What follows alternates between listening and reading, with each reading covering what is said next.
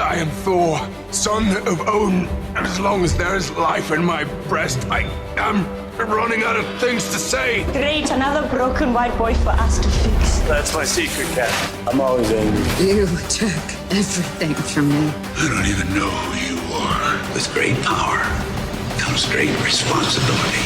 I can do this all day. Wakanda forever!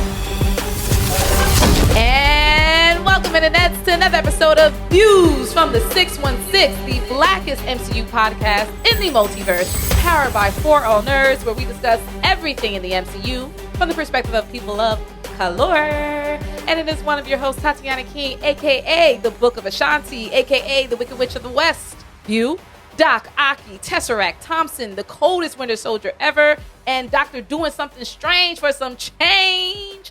And returning triumphantly is my partner in crime, co-host Mr. Ben Hameen himself. What's up, y'all? It's your boy DJ Ben Hameen, a.k.a. Armand Duquesne the Fifth, the Lawn Swordsman, NBA Youngboy, never blipped again, the Off-White Panther, the Power Toker, John. Walk it out, I walk it out, I walk it out. Hank Grim, the Sad Titan, here in the spaceship tonight. And since I ain't said it in a while, carrying Civil War. You know, we back.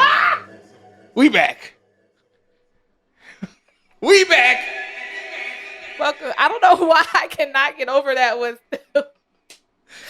Welcome back, Ben Hameen. We appreciate you.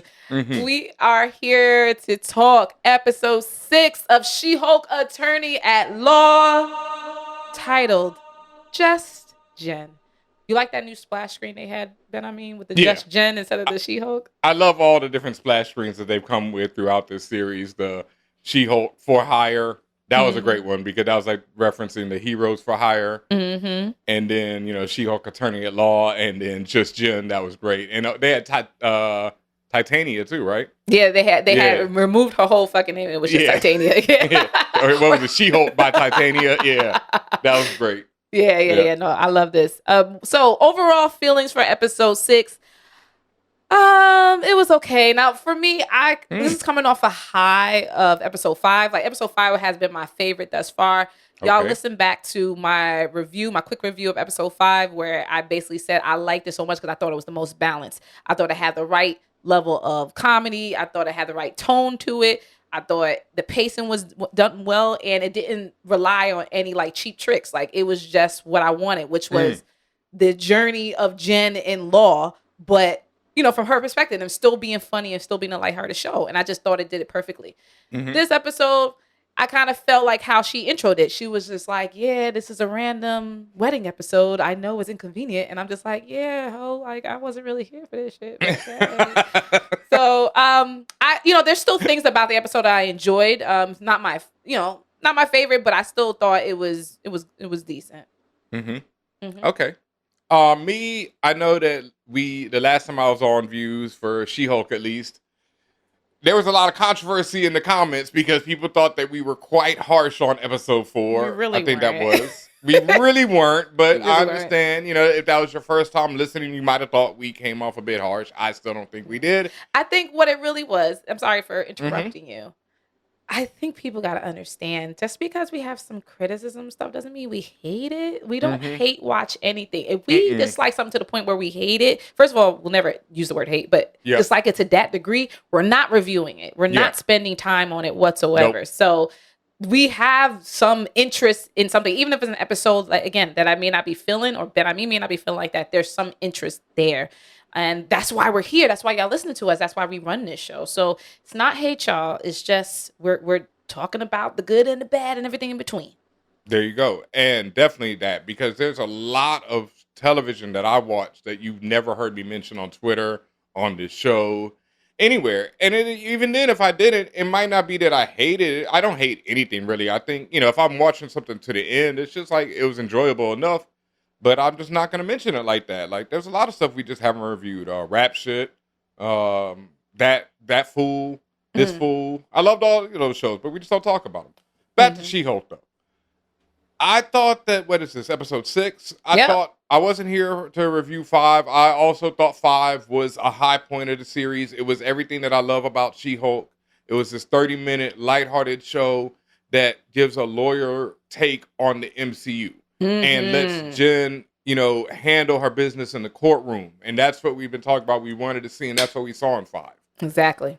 Now, something I realized about 6, and I guess I should have realized, I mean, we did realize, but I think 6 did it very well, is that this is a 30-minute sitcom show, right?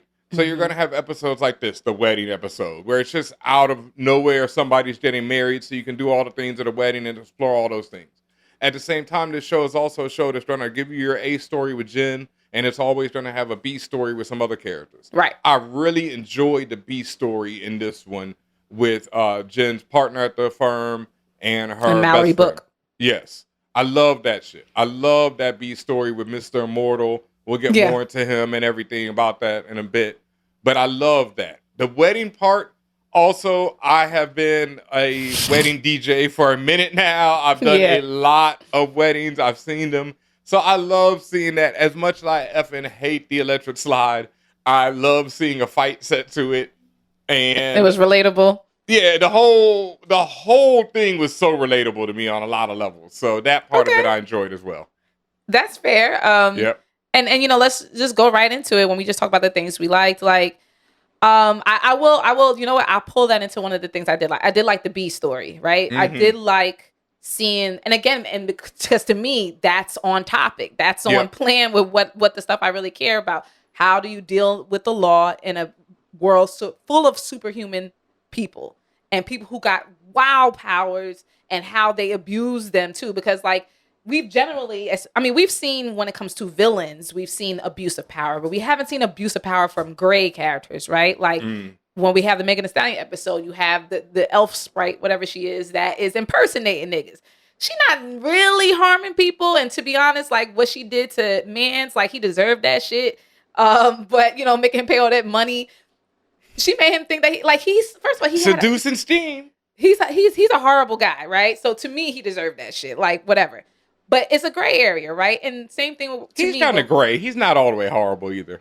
I didn't say he was a bad person. I said he's a horrible man. Like he's very egotistical and all that other shit. Yeah. He's not a bad guy, but that's not my point. My point is you have these people who have powers who are also particularly in the gray area. They're not villains, but they're not necessarily lawful good or anything like that. And then you see, well, what happens with that gray area when it affects the law. We saw that with Sprite, and now we're seeing it again this episode with Mr. Immortal, which played to hilarious, comedic effect, and that was good. And it's facts, right? Like if you personally were immortal, what type of fuckery would you get into, right? Like a lot.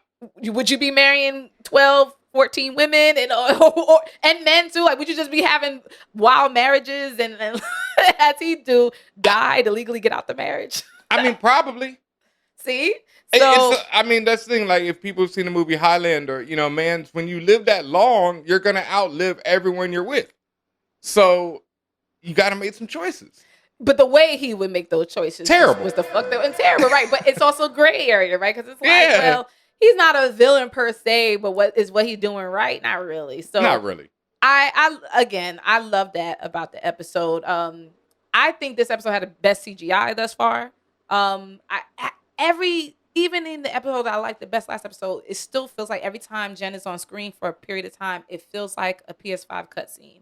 And clearly, PS5 is still amazing when it comes to graphics. Yes, very realistic. But I know it's a game. Yes. I know it's a game. I know it's computer generated. And that's how I feel about She-Hulk. And which is interesting because I do still sometimes get those vibes from Bruce, Professor Hulk. But I don't know. I just feel like, maybe because my eyes have been trained for him for so long and how they've I would say not increased the capacity, how they've improved how he looks over time, that maybe my eyes are just like, okay, it's good. It's just something about like his movements just seem faster, like he's at a higher frame rate or something. Whereas it's like she's moving underwater sometimes a little bit. It's like she'll gesture to somebody and it's like she's moving at negative 2.4 speed and everybody else is moving in real time speed. I don't know. It's like I can see it. Yeah. Well, the thing, like when you compare it to Professor Hulk, right? Like even in before he's actually Professor Hulk in Infinity War when he battles Thanos, when I watch that now, it looks like a video game. Yeah, when they're fighting. Yeah. But when he's sitting in the restaurant talking to them, it looks incredible to this day to me.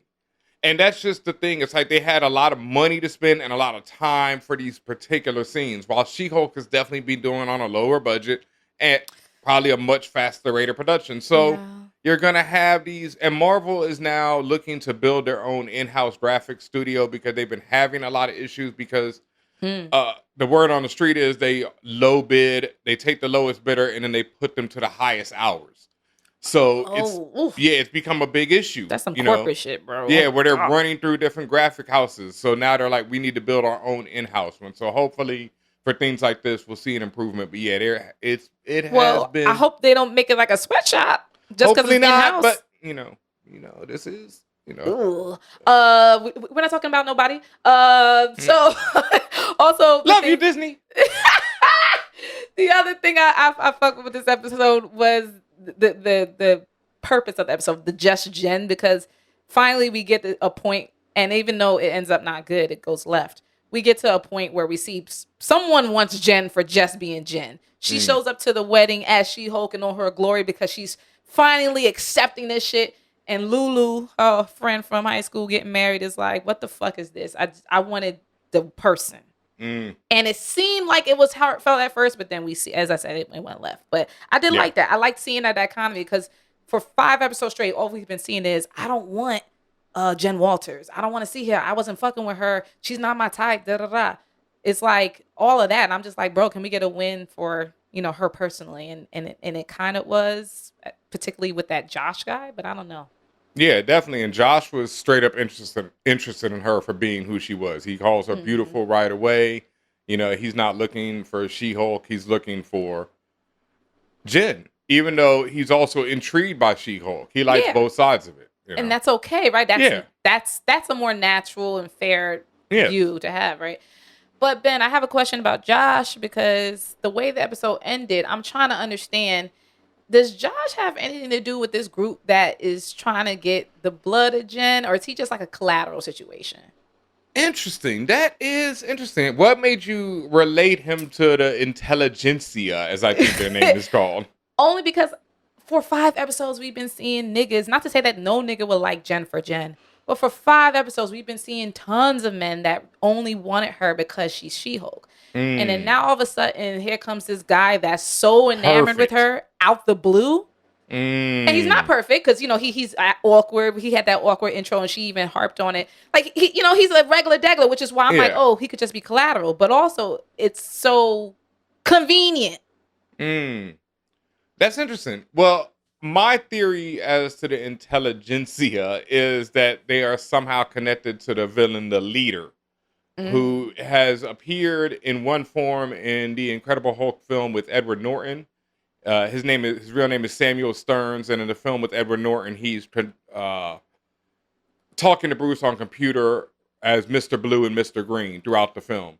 And then at one point in the film, Eric Roth, the Abomination, Blonsky comes to him and is like, juice me up because I need more of that to fight the Hulk, because he's already been juiced up a little bit.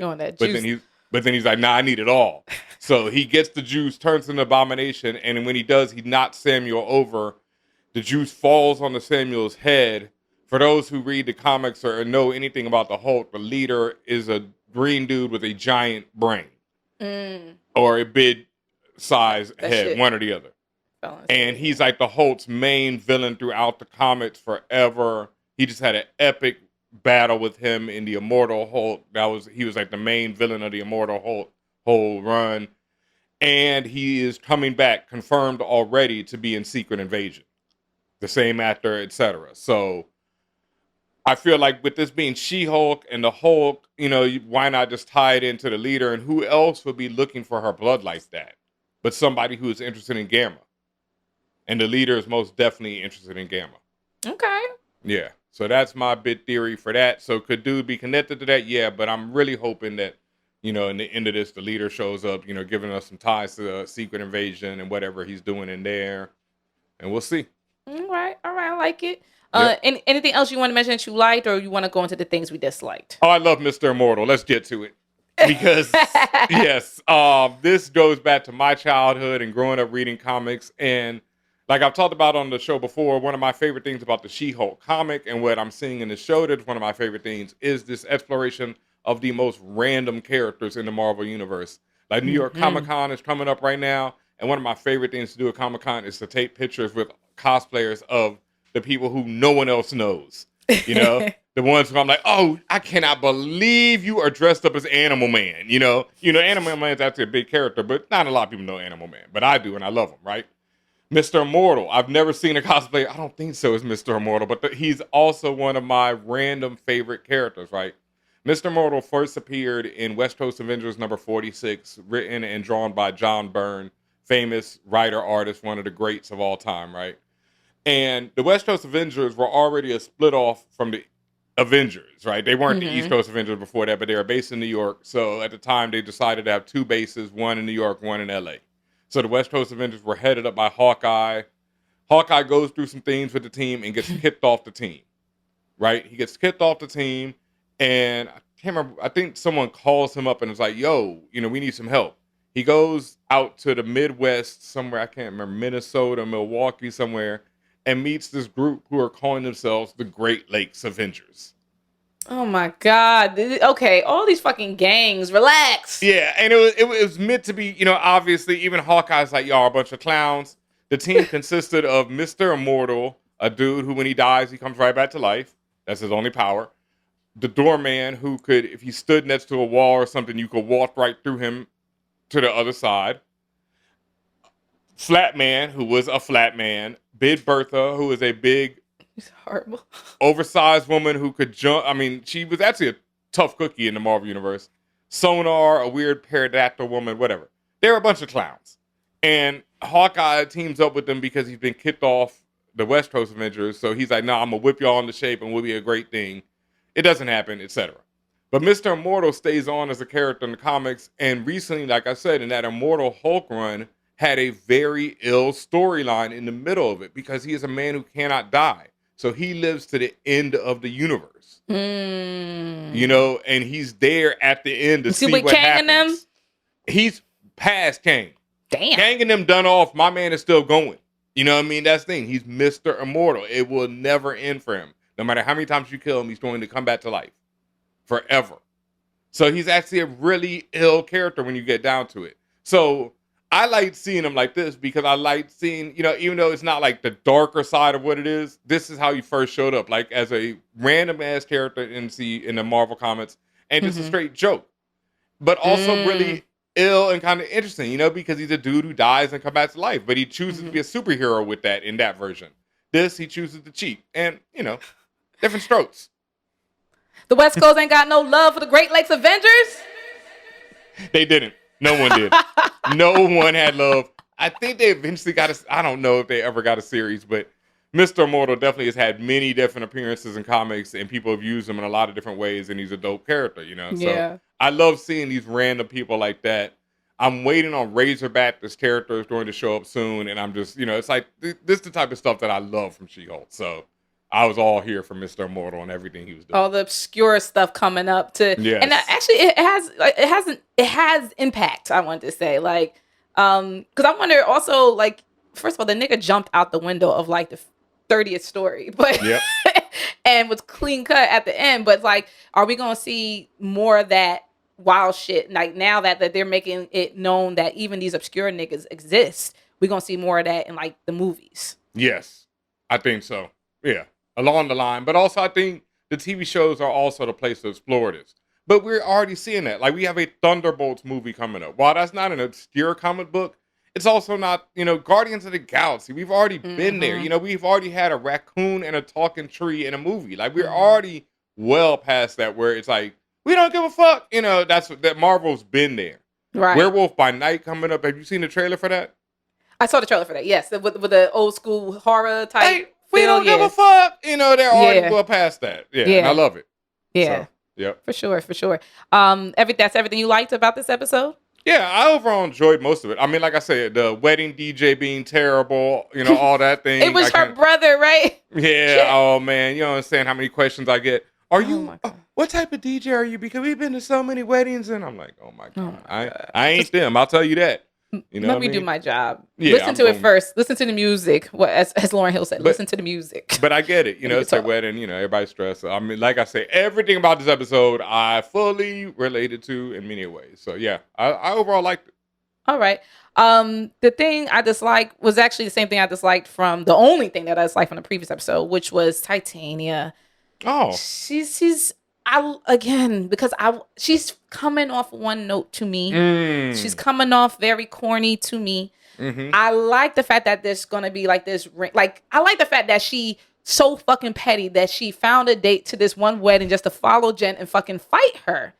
But it was like, all right, cool, but her personality is not giving for me. Like, it's just like I'm not even rooting to see Titania come and bother Jen, right? Like that's what I would want. If y'all gonna do the rivalry, I want to see that shit. Like, look at Pokemon. I love when that nigga was bothering Ash Ketchum. Like Gary Oak. I love when that nigga pulled up on Ash. Like that shit was entertaining. Like when Titania comes, I'm like, all right, here she comes. She gonna say something, she gonna do something clever or say something cool. And then for me, like that fight was anticlimactic. Like I thought they was really, I mean, how much fight can you get in a wedding? But the fact is, I thought they was gonna like fuck up the whole venue. And you got a little bit of a stomp and a missed punch and then a hook and then that was it. And I was like, okay. All right. I mean, if y'all gonna throw the fight in there, throw the fight in there. Yeah, and I fully agree with you there. Like, I enjoyed the interaction. I also feel like you're quite right on the one noteness, and that's a miss for me so far because Titania, even though she started off super one note, she eventually gets into a relationship with this character, the Absorbing Man, and they are one of my favorite couples in comics to this day. Like at one point, I think Absorbing Man got killed or, thought he was dead and I was hurt. You know what I mean? Because I didn't want to see Titania hurt. She's such a great character and so well developed over this time with him. Like their interactions, the way they talk to each other, and they're both criminals. They're both former criminals. Right. And so they don't give an F and they're just so ill. Like they are one of my favorite. Once again, Al Ewing and the Immortal Hulk. They show up in that and they're one of the best parts of it. But man, I mean, you said a key word, develop. She's not developed. Not right so now. far. So yes, and I fully agree with that. We don't got that many episodes left. This is quite true. And so I understand. Hopefully, I didn't like how the fight ended. Oh, my veneers, and all that. Like, and I'm out there. But it's also, this is what this show is, and so it's like, that's why it's love and hate. Because I also love how she's like, I'm taking this cake with me. That was, like the trifling shit. Yeah, like the trifling shit that fits is just, I don't know. I also loved it because right before they started the fight, I was sitting there, I was like, ooh, they about to fuck this wedding up. And I just love it. And they did it. And they did it. And I like that too. Because I don't get to see enough of that in my job, unfortunately. The only other thing I disliked was actually from a character perspective, a story perspective. Why the fuck did Lulu invite Jen to the wedding if they were just friends in high school and they hadn't talked since? What's the purpose of inviting her in the first place? And then they disrespected the shit out of her several times over. Lulu seems like that type of woman. Yeah. I've definitely done a lot of weddings and dealt with Lulus, and then they get silly twisted, and then they're like, "Oh, I love you," after they've been hating you all night. Yeah. Meanwhile, you treating your own fucking bridesmaids like the help. They did Jen dirty with that fucking dog saying, like, they call the dog Jonathan. I like animals with human names, but come on, bro. Like, you got a partner go down the aisle with, it's Jonathan. It's a fucking Chihuahua mutt mix motherfucker. Like, come on. Lulu was doing them dirty with them dresses. Let's talk about them bridesmaids dresses and how but then horrific. You see how Jen's didn't even fit. Now, it doesn't matter. Them shits was horrific, dog. Fit no matter. They looked horrible. When she walked up, I was like, oh, damn. Yeah. I'm appreciative of a good bridesmaid dress, and that ain't. Maybe I misunderstood, but like when the designer was making Jen's clothes, I thought all the clothes she had was made of the special material. So when she went back to Jen and she was, swimming in that dress, I was confused. But I guess he only did that for the super suit. He didn't do that for the regular clothes, which didn't make sense to me. But okay.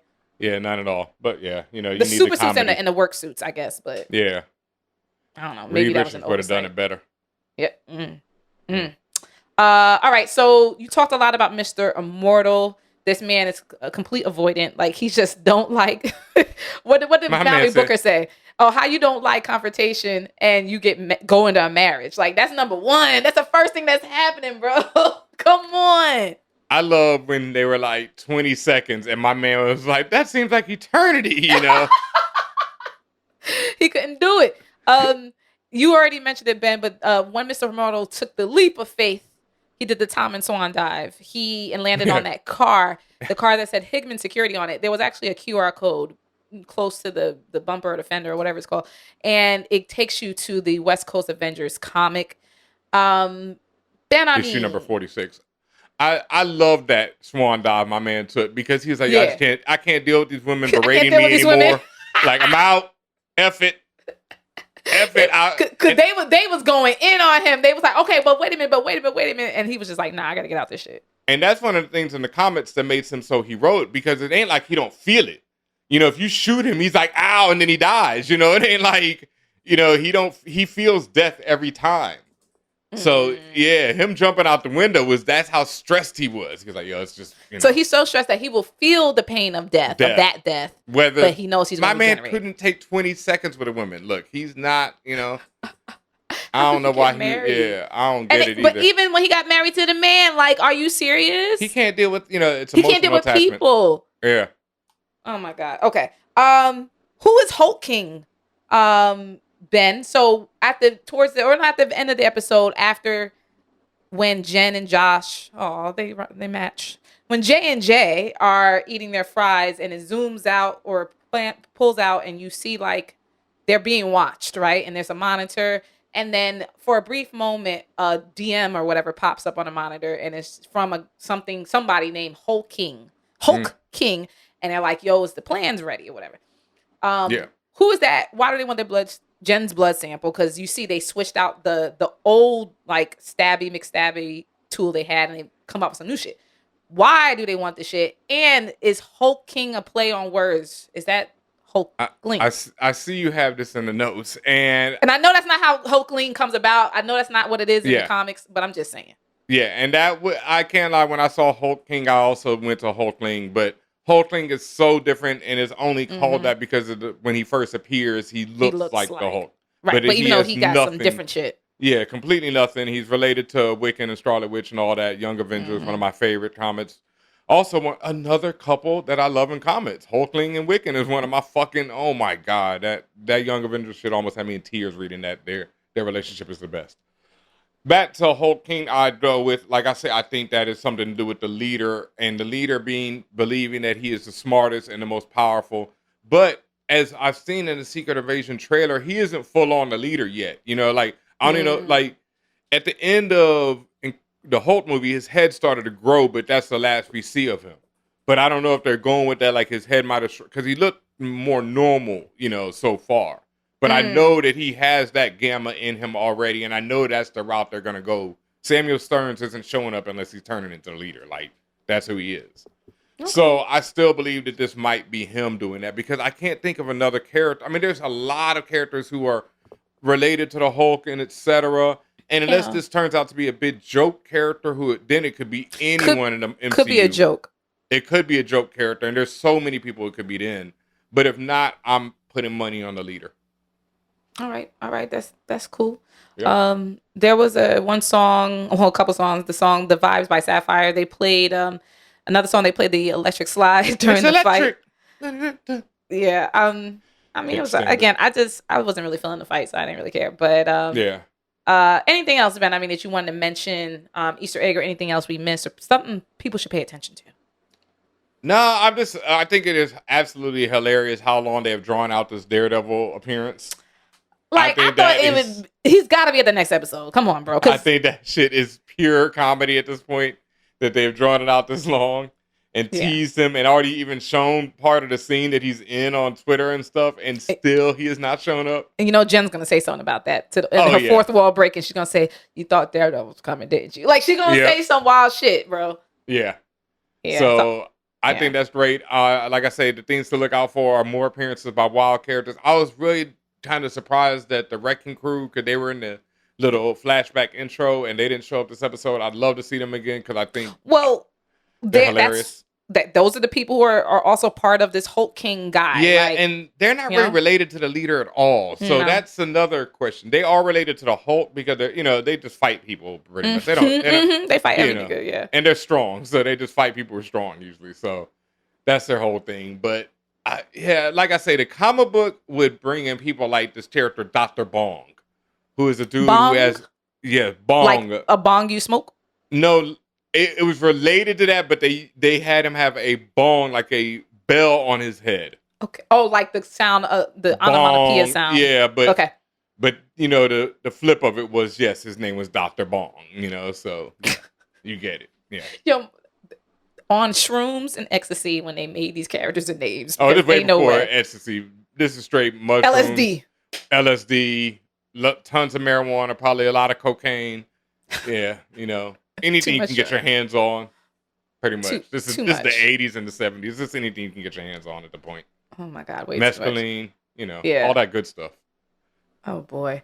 All right, y'all. You just naming stuff. You're just gonna get us banned off. Or so We're I've gonna heard, get a copy. We're gonna get a strike Chris. on our channel. Allegedly, Chris. Allegedly.